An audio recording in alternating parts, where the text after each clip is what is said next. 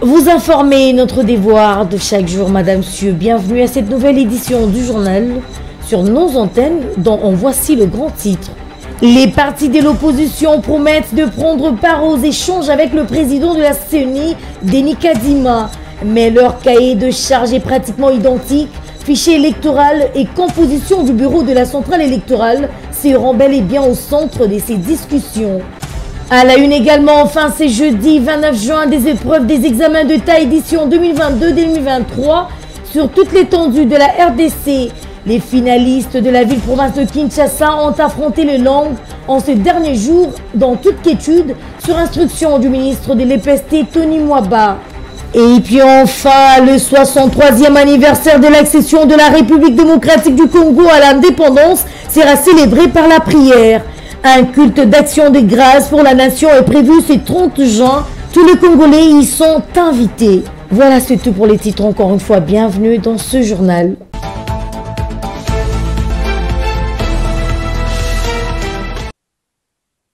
En République démocratique du Congo, un enfant sur 5 n'a jamais reçu aucune dose de vaccin et un enfant sur 3 n'a pas suivi son calendrier complet de vaccination alors que le vaccin sauve des vies, surtout celles des enfants. Voilà pourquoi il est important d'investir dans ce domaine. Le 3e Forum national sur la vaccination et l'éradication de la poliomyélite en RDC s'est fixé comme objectif d'atteindre d'ici 2027 au moins 75% de couverture vaccinale complète pour les enfants avant leur premier anniversaire. La disponibilité des vaccins, le financement régulier des activités de vaccination et l'insécurité dans certaines provinces, autant de défis à relever parmi tant d'autres.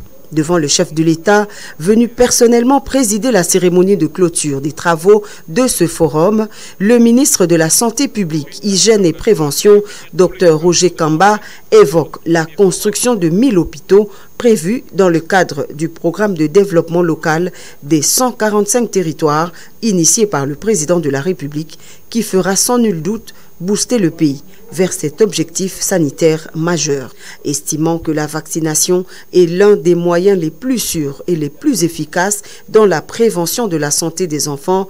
Le président de la République a insisté qu'elle demeure l'une des priorités contraignantes au niveau du gouvernement central et souhaite que cela soit également dupliqué dans toutes les provinces. Je suis heureux de vous dire que le gouvernement a honoré les engagements pris pour l'achat de vaccins chaque année et sera en mesure de le faire cette année aussi.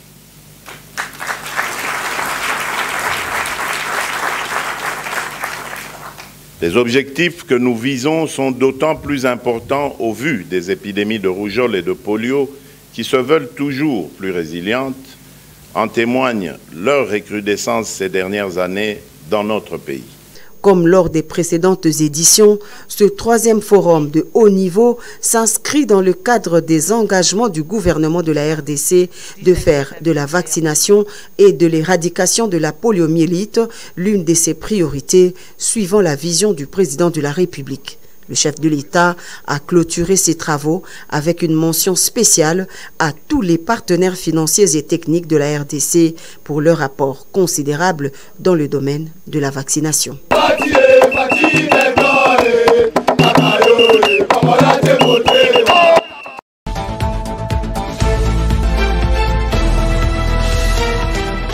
Journée nationale d'action des grâces, les organisateurs ont tenu ce mercredi 28 juin au stade de Martyrs de la Pentecôte un point de presse, question d'expliquer à l'opinion publique l'importance de ce grand rendez-vous du 30 juin auquel prendra part le chef de l'État Félix-Antoine Tshisekedi Tshilombo. Pour le président du comité d'organisation Jacques Kangoudia, le chef de l'État qui avait dédié la nation entre les mains de Dieu le 23 juin 2019 à la prise de ses fonctions, se trouve dans le devoir de revenir également rendre grâce à Dieu pour son intervention durant son premier quinquennat. Le 30 de ce mois, donc le 30 juin 2023, le chef de l'État va revenir ici pour pouvoir dire merci à Dieu.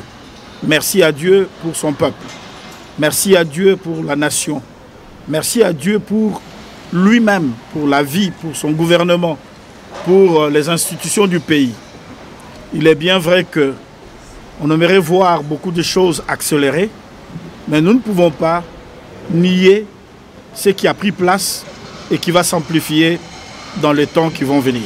À 2 jours de l'événement, Jacques Kambala, l'un des membres du comité organisateur, a exhorté la presse et tous les leaders, mais aussi les hommes des dieux, à sensibiliser massivement leur entourage pour la bonne réussite de la dite journée. Si nous sommes là, c'est pour que par vous, vous sensibilisez aussi d'autres personnes qui vous suivent selon les canaux où vous émettez. Soyez le porte-parole de la volonté des dieux pour ce 30 juin 2023. Justin Bendesana, étant également membre du comité d'organisation, a quant à lui conscientisé la population congolaise en général sur l'observance de la propreté avant de dévoiler les différents sites retenus pour récupérer tous ceux qui viendront. Étaient également présents à ce point de presse plusieurs hommes des dieux ainsi que le conseiller principal du chef de l'État en charge de questions religieuses, culture et art.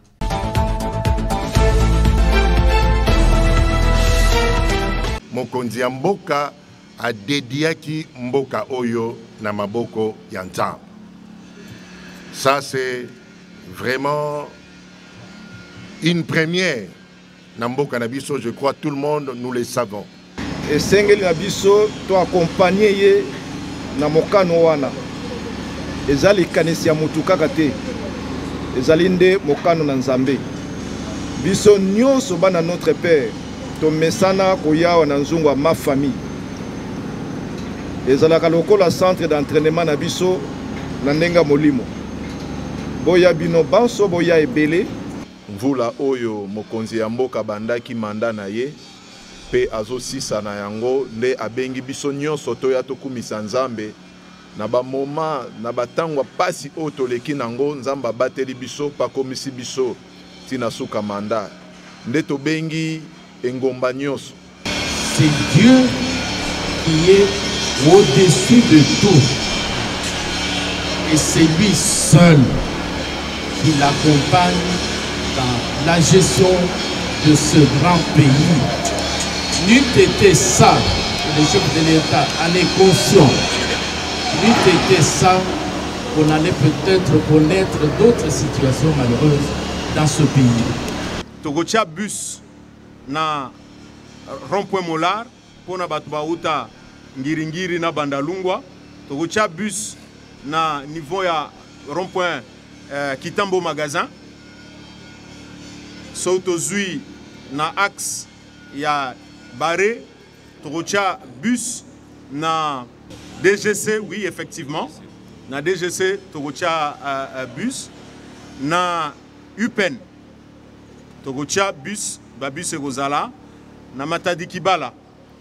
Nous mettrons également des bus pour pouvoir récupérer Bandeko Nabiso. Mais Toko tinda pe ba SMS. SMS dans lesquels on va préciser également les différents lieux, place Oyo, bus et Kozala stationnés.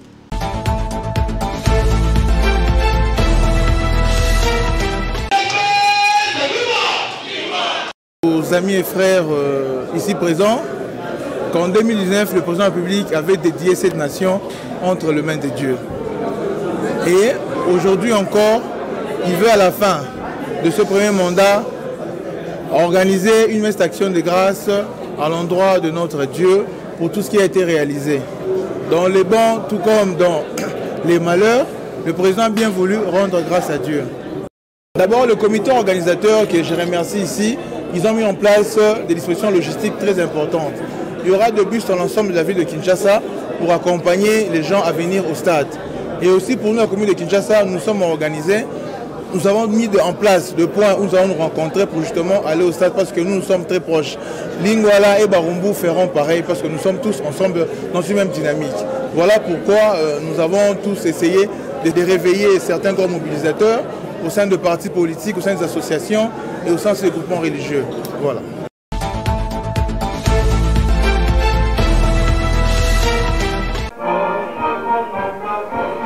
L'inspection générale de finances poursuit sa campagne de sensibilisation pour l'implémentation de la bonne gouvernance.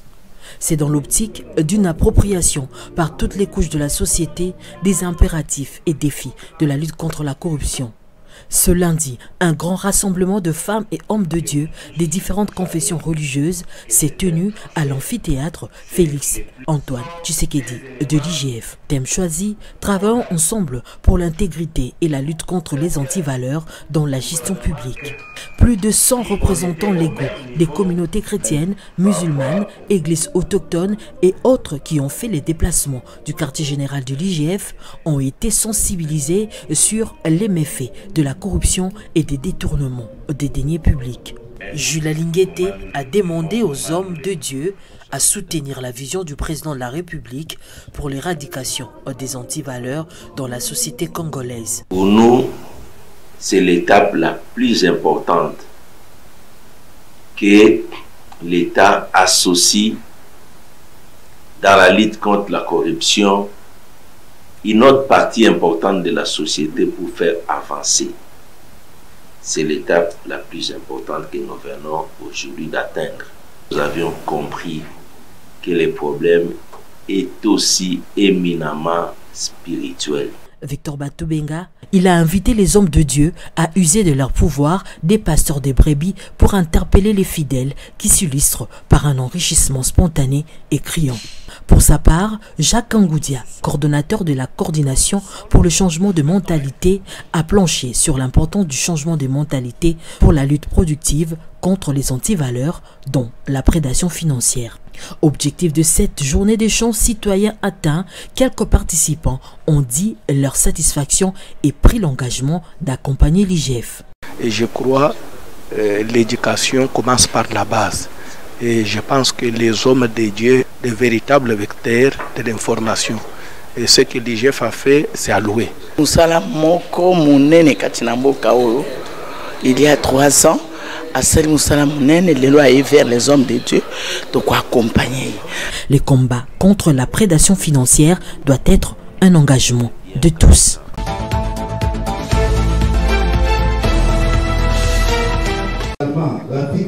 C'est dans une salle de la faculté des sciences sociales, politiques et administratives de l'université de Kinshasa qui a refoulé du monde que s'est tenue une grande matinée de réflexion scientifique portant sur le thème « La gouvernance fédérale suisse et la gouvernance décentralisée en RDC » le jeudi 22 juin 2023.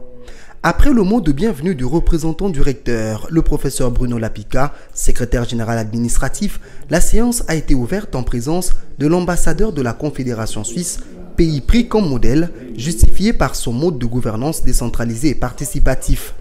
Les experts des plusieurs services impliqués dans la gestion et le contrôle des programmes de développement des entités décentralisées, notamment le Bureau d'études et des coordinations BCECO et l'Inspection générale des finances IGF, ont été associés à cette réflexion à côté du représentant du ministère de la décentralisation et plusieurs chercheurs. Représentant personnel de l'inspecteur général des finances, chef de service Jules Alinguete, le chef de brigade chargé des entreprises et établissements publics s'est penché sur rôle et mission de l'inspection générale des finances dans la gestion et l'encadrement des fonds alloués aux provinces.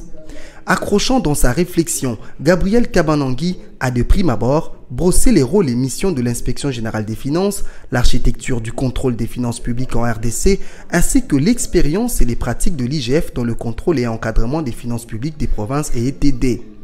Un thème nous a été affecté. On nous a demandé d'intervenir sur le rôle et les missions de l'inspection générale des finances dans la gestion et l'encadrement des fonds publics alloués aux provinces. À son tour, l'ambassadeur de la Confédération suisse s'est félicité de la qualité des interventions de cette conférence et a émis le vœu de voir le gouvernement et d'autres services qui interviennent dans le développement des entités décentralisées s'activer davantage car le développement de la RDC en dépend. Moi, j'ai appris beaucoup aujourd'hui, notamment des autorités présentes, sur l'état de la décentralisation en RDC. Et en même temps, on a eu aussi, avec une intervention de l'Institut du fédéralisme en Suisse, une petite présentation du fonctionnement du fédéralisme en Suisse. Satisfaite, l'assistance composée des chercheurs, chefs des travaux, assistants, quelques animateurs des provinces et étudiants a soumis aux orateurs quelques contributions pour la bonne marche de la décentralisation en République démocratique du Congo.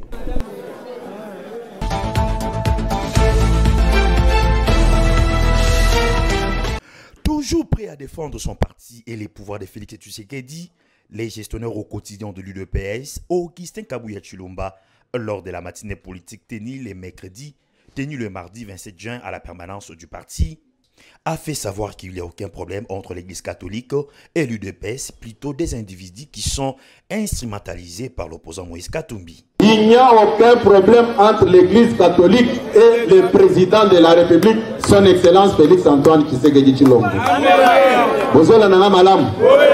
Personne n'est au-dessus de la loi. Nous devons retrouver que Azalaki impliqué dans le schéma wana, quel que soit son rang social,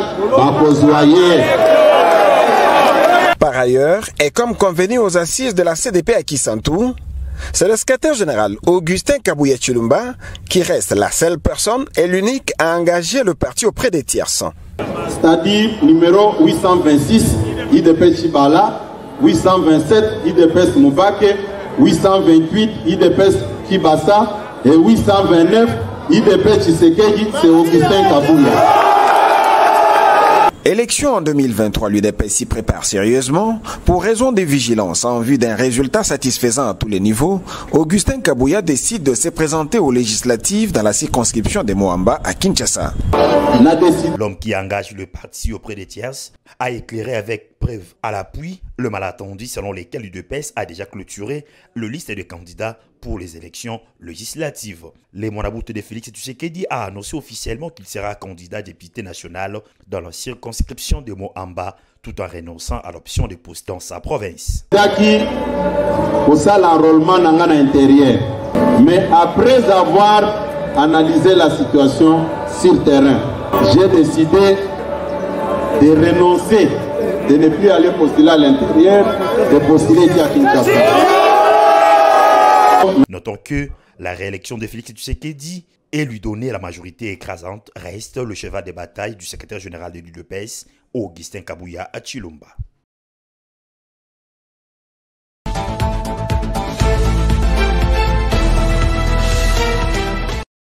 Les partis politiques de l'opposition invités par la Commission électorale nationale indépendante pour des échanges sur le processus électoral. Nouvel Élan, parti cher Adolphe Mouzito, confirme sa participation à ces assises. Je confirme qu'effectivement, le Nouvel Élan d'Adolphe Mouzito a reçu l'invitation de la part de la CENI, représentée par son président, M. Denis Kadima. Et nous avions, accusé réception pour le compte de l'initiateur du parti Nouvel Élan. Même son de cloche au parti en vol de Dédé Sessanga. Effectivement, que nous allons prendre part à ces échanges, tout en restant focus sur notre position pour l'amélioration du processus électoral. Maître Blanchard Mongomba, secrétaire général de Nouvel Élan, revient sur le cahier de charge que leur parti soumettra à la centrale électorale. Nous avions, en tant que Nouvel Élan, décrié le fichier électoral qui, jusqu'à ce jour, est considéré par le Nouvel Élan comme étant un fichier provisoire pour n'avoir pas intégré les trois territoires qui n'ont pas été, qui ne se sont pas fait enrôler, Kwamut, Masisi et Rutshuru.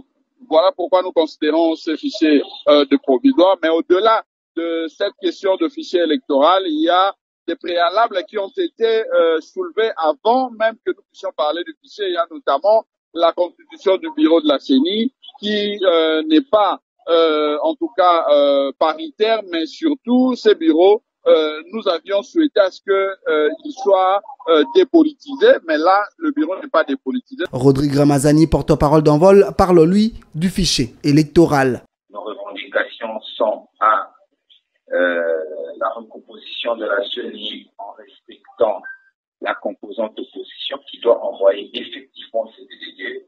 2. La régularisation de la composition de la Cour constitutionnelle.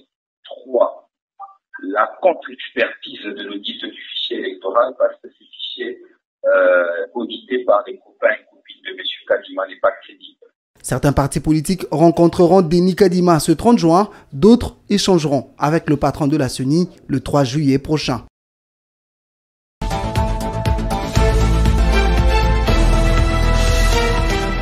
C'est ce jeudi 29 juin que s'est clôturé les épreuves des examens d'État édition 2022-2023 sur toute l'étendue de la République démocratique du Congo. Durant 4 jours, les finalistes de l'école humanitaire ont affronté la culture générale, les cours d'option, mais également les langues, dont l'objectif majeur est de pouvoir passer aux études supérieures et universitaires.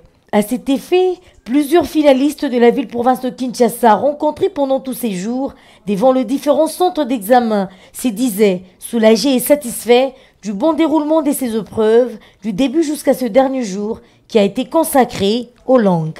En ces derniers jours de ces examens, les mesures d'encadrement prises par le ministre de l'EPS Tony Mwaba Kazadi ont été respectées, notamment le déchirement des vêtements, le caravane motorisé et véhicules, mais également s'afficher dans de boîtes de nuit et autres débits de boissons en uniforme, dans le but de célébrer la fin de cet examen. Pour rappel, le lancement officiel de ces épreuves ont été donné lundi 26 juin dernier, en territoire de Katanda, dans les Kasaï orientales, par le ministre de l'Enseignement primaire, secondaire et technique, Tony Mwaba Kazadi.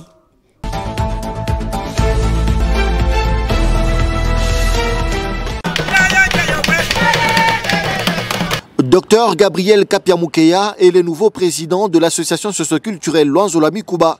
Il conduira un comité exécutif de 24 membres, dont 4 vice-présidents, un secrétaire et son adjoint, un trésorier et plusieurs chefs de département. Son investiture s'est déroulée en présence notamment de Valérie Mukasa, représentant du Premier ministre Jean-Michel Samalukonde Kenge, du gouverneur du Haut-Katanga Jacques Kiaboula Katwe et du ministre provincial de l'Intérieur du Lualaba, représentant la gouverneure Fifi Masuka. Après le discours d'investiture du président du comité des sages, Ilunga Katweteba, qui a félicité le comité sortant dirigé par Max Mpande Kisimba pour son bilan positif à la tête de cette association, le nouveau président de Luanzo-Lwami Kuba, Gabriel Kapia-Mukeya, a entre autres engrainé les objectifs de son mandat. Il y a pour la première fois dans l'histoire de Luanzo-Lwami Kuba l'acquisition d'un siège national de Luanzo-Lwami Kuba, d'une antenne médicale, d'une école de la langue Sangha, d'une bourse estudiantine. Merci, Kaka Président. Pour sa part, le gouverneur du Haut-Katanga, Jacques Kiaboula Katwe, a encouragé tous les sangaphones à aller de l'avant et à travailler pour la paix et le développement de leur province. Luanzo Luimane Pototo. Le Luanzo ne doit pas rester statique. Le Luanzo doit aller de l'avant. Twende kupele, batoto yetu bafunde masomo, batoto yetu bakwe compétitif, na batoto yetu bagouverner ma province yetu, na batoto yetu bagouverner pays yetu, comme le Premier ministre Samalukonde qui fait la fierté de Luanzo. Élu depuis le 29 avril dernier, lors de l'Assemblée générale organisée à Kolwezi dans le Lualaba, le comité Kapia remplace celui de Max Mpande qui a passé 3 ans à la tête de l'association socioculturelle Luanzo-Lwami Kuba. Le représentant du Premier ministre à la manifestation, Maître Valérie Mukasa, a remis une enveloppe symbolique du chef du gouvernement central au comité Kapia-Mukeya qui a la charge de présider à la destinée du peuple sangaphone à cheval entre le Haut-Katanga et les Lualaba pour les 3 prochaines années.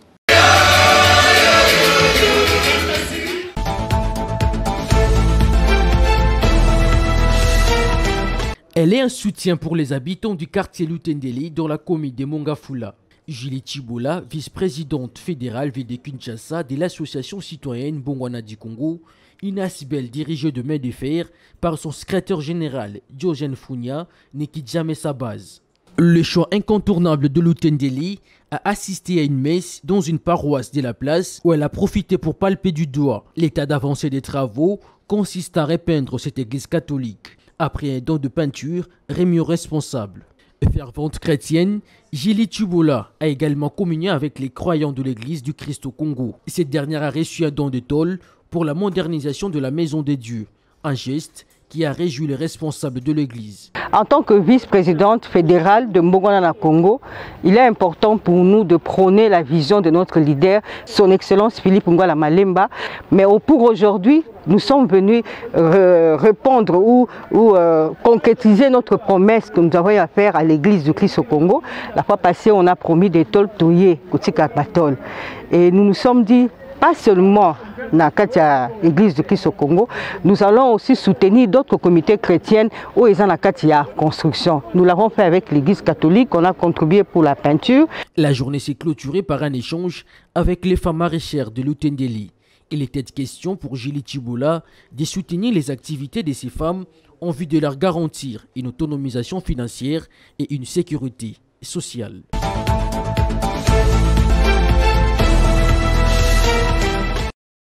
La deuxième édition de la FOCAN approche à pas des géants. Les Léopards Basket, vainqueurs de la première édition, affûtent les armes depuis quelques jours au cercle Elaïs de Kinshasa pour rééditer l'exploit d'il y a 4 ans au Mali. En pleine séance d'entraînement de ce mercredi, les poulains de Pierrot Ilunga ont été surpris par un supporter spécial, François-Claude Kabloumoana Kaboulo. Après un entretien exclusif avec les membres de la FEBACO présents, le ministre des Sports et Loisirs a motivé les athlètes à avoir plus de détermination. Pour éviter de rater. Comme vous m'avez dit, il y a 2 vols par semaine. Je vais voir avec l'agence dès maintenant. Comme ça, déjà, les billets, vous les avez en poche. Parce que moi, je n'aime pas les improvisations. Voilà. D'autres formalités, nous allons discuter avec le secrétaire général pour réajuster. Et comme le président Félix Tshisekedi avait promis qu'il fera l'arena, c'était un rêve. Maintenant, c'est la réalité. Très ému par cette visite, Pierrot Ilunga, sélectionneur, et Roli Foula, un des rescapés de l'épopée 2019, ont noté l'importance de cette visite du ministre et son impact sur l'état d'esprit général du groupe. Et on est bien portant, malgré que bien avant la présence de son Excellence, Monsieur le ministre des Sports, on était un peu triste, mais je pense qu'à partir de demain, il y aura une autre motivation avec les athlètes et puis il y aura une autre façon, un autre profil vis-à-vis des athlètes. La visite du ministre est très importante pour nous. Ça nous réconfort, premièrement. Ça nous donne encore beaucoup de motivation parce que la fois dernière, en 2019, on n'a pas eu à avoir ces genre de visites. Et aujourd'hui, en 2023, on a la visite du ministre et on sent qu'il s'implique dans la chose. Et on est super content pour ça. Le moral des champions est grâce à cette visite plus que requinqué. L'objectif demeurant ainsi la conservation du trophée au prochain rendez-vous prévu à Luanda du 8 au 16 juillet 2023.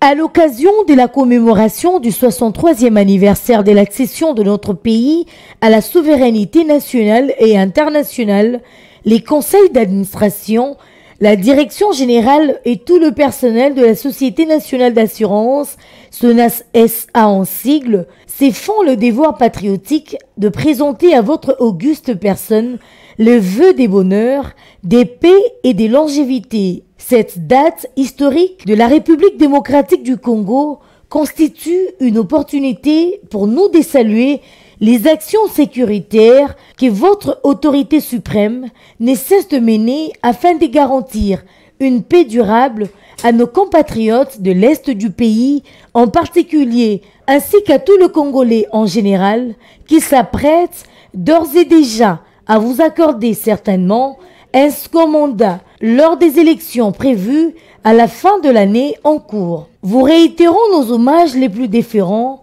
Veuillez agréer, Excellence, Monsieur le Président de la République, chef de l'État, Félix-Antoine Tshisekedi Tshilombo, l'expression de notre très haute considération. Kabongo Mouba Clément Désiré, directeur général.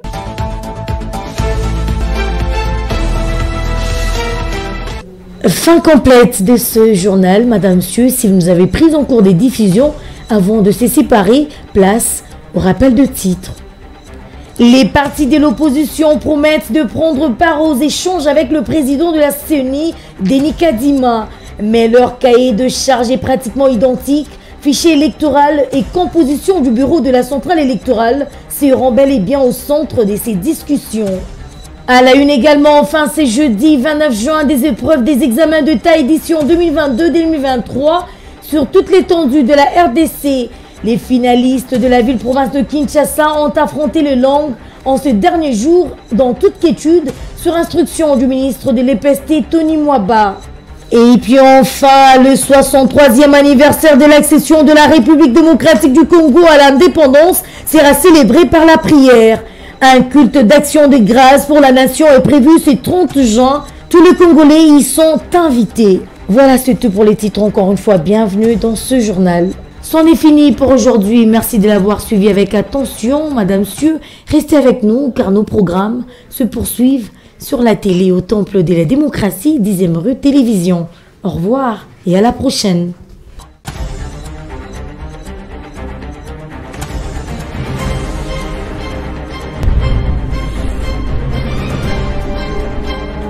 Téléspectateurs.